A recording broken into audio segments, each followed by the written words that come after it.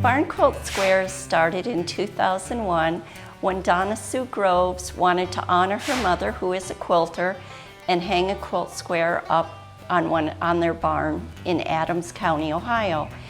It basically grew from there. It is now in 46 states and Canada. There is over 6,100 barn quilt squares around the county that Donna Sue knows about.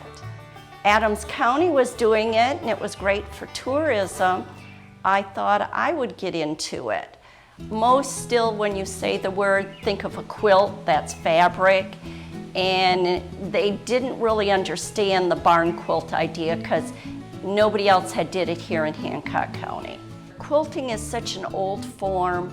A lot of people in this area even quilt, and they love having them on their barns. I just think the quilts are an awesome thing to start in this area. Barb approached me, and we were the first ones to have the quilt on our barn, and I think it just took off. I started in about 2 years ago when my husband and I wanted some kind of decoration on our shed. So I did one, and it was a lot of fun. I started painting for the Arts Partnership, and then I also went on my own and did some painting, and we now have over 60 paintings hanging up in Hancock County.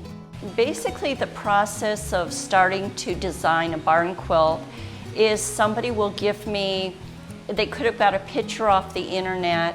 I had one lady bring me a pillow that I took a picture of, and then from there I draw lines onto the board. You make sure everything is as square as possible. Then once the design's on, you would tape it, and then you start with your colors, and always start with dark colors. The community has really responded to this really well. My goal when I started is I thought if we could get 20 up, we would be doing really well. And I have over 60 now that are up. Again, people did not know what barn quilt squares were, but I think once they started going up on the barns, that's when people kind of said, oh, that's kind of a neat thing, you know, and then they wanted them. After we had some on, there was more and more people interested. We've had people from other counties stop and ask about it. So it's got a lot of aspects. There's the art, because it's a painting. And the other part is tourism. Now the Hancock County Convention and Visitors Bureau is going to be doing up a flyer with a map that people will be able to come to the county and drive around on our back roads and see all the beautiful quilt squares. To go on a quilt tour, it's a Sunday afternoon drive. Why not take your wife, and she'll say, I didn't know you was interested in that. Right now, around the U.S., I believe there is around 140 trails.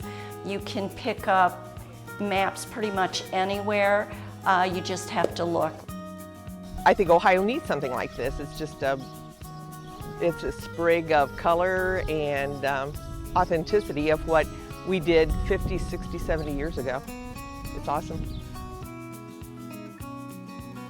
Hopefully we get this first trail up and going, and in a few years, maybe because more people will have put up barn quilts, we can probably get out a second flyer. So I'm just hoping it to grow and continue to expand, and who knows where it'll go from there.